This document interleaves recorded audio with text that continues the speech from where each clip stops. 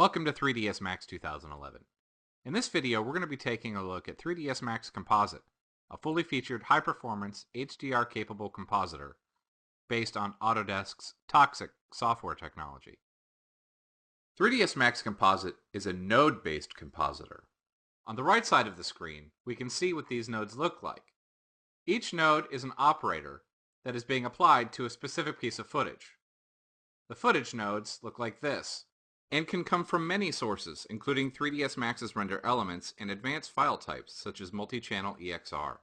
As the footage and the operators flow from left to right, they arrive at the output node, which can be seen in the player on the left. Along the bottom of the screen is the workspace. The workspace contains tabs that control various parts of the compositing process.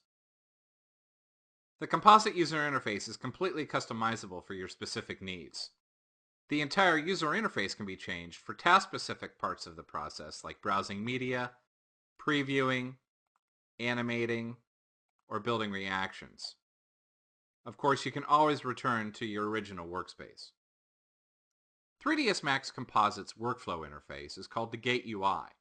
The Gate UI is designed for speed and efficiency. By clicking the middle mouse button, you can invoke the Gate UI, and then you simply move the mouse through one of the four gates, either top, bottom, left, or right, to invoke the program's commands.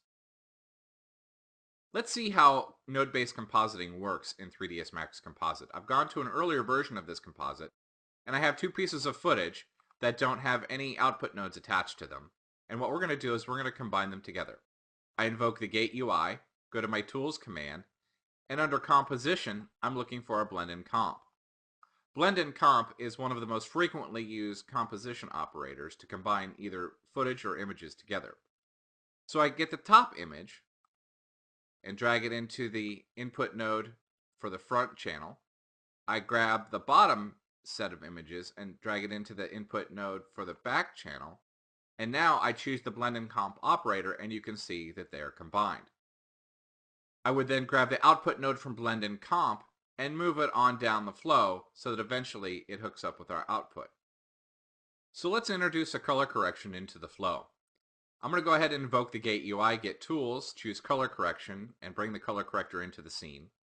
I'm going to hold down my Alt key and I'm going to put it right in between the threads between the two different nodes, and you can see the color corrector has now been introduced into the flow, and if I change it, you can see it's changing the whole scene.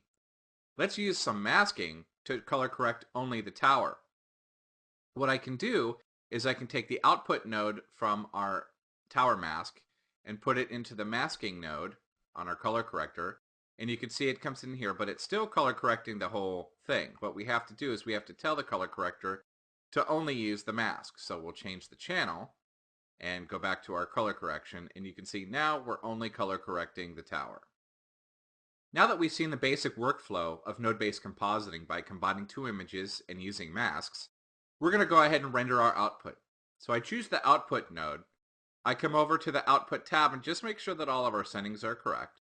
I'll go to the render tab and we'll give this output a file name, and we'll just call this tower. And then we're ready to go. I go File, Render, and I can initiate the render to get the output sequence. So besides the blend-in comp and the color correction operators that we've seen here, 3ds Max Composite incorporates keying, tracking, camera mapping, raster and vector paint, spline-based warping and motion blur and depth of field. All of these tools make a great feature set for refining and improving your rendered output.